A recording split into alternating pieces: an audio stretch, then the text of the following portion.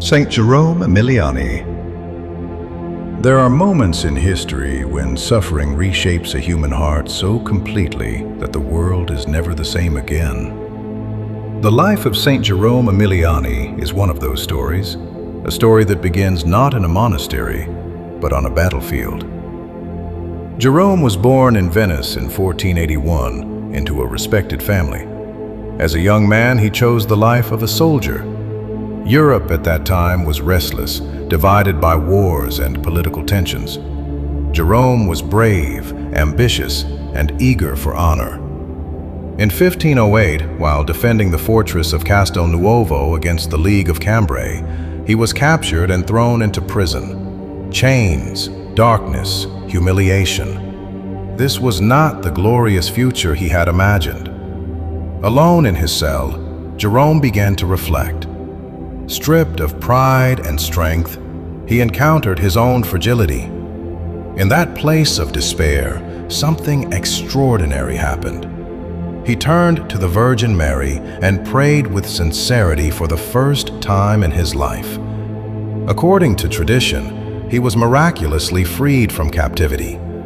But the true miracle was not the broken chains, it was the conversion of his heart.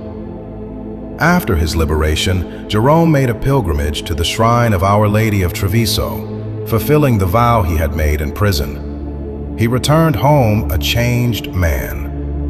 The ambitions of his youth no longer satisfied him.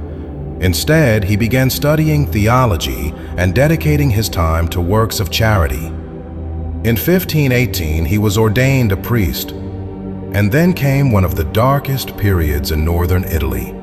Plague and famine devastated entire regions. Families were torn apart. Parents died, leaving children abandoned in the streets. The number of orphans grew rapidly, and few knew what to do. Jerome knew. He rented a house near the Church of St. Rose and gathered the orphan boys there. He fed them, clothed them, taught them, and most importantly, loved them. He did not see them as a burden to society, but as treasures entrusted to him by God. With the help of generous lay people, he created not just shelters, but homes. In Verona, he inspired citizens to build a hospital. In Brescia and Bergamo, he founded orphanages for boys and girls. He even established a refuge for women who wished to leave behind a life of sin and begin anew. Everywhere he went, he brought structure, compassion, and hope. Jerome believed that true charity must be organized and lasting. In 1532, he founded a religious community in Somascan, a small village between Milan and Bergamo.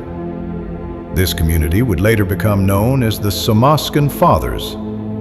Their mission was clear: care for orphans, the poor, and the sick, and live in evangelical poverty. He insisted that their houses be simple, their food modest, their clothing humble. They were to share in the poverty of those they served.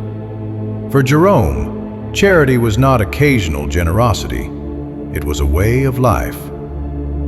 Yet holiness often carries a hidden cost. While caring for the sick during an outbreak of disease in Bergamo, Jerome himself contracted the illness. He was taken back to Somasca, where he died in 1537 at the age of 56. He gave his life exactly as he had lived it, in service. After his death, his community nearly dissolved, but it endured. The church officially recognized the order, and over time it spread throughout Italy and beyond. Jerome was beatified in 1747 and canonized in 1767. Today, he is honored as the patron saint of orphans and abandoned children. What makes Saint Jerome Emiliani so compelling is not merely what he built, but what he allowed God to rebuild within him. He began as a soldier seeking earthly victory. He became a father to the forgotten.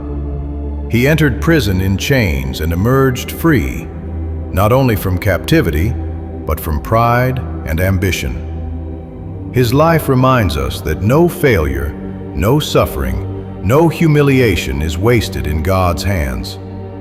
The very place of our defeat can become the birthplace of our mission. Every saint has a story. And in the story of Saint Jerome Emiliani, we see that holiness often begins where control ends and trust begins.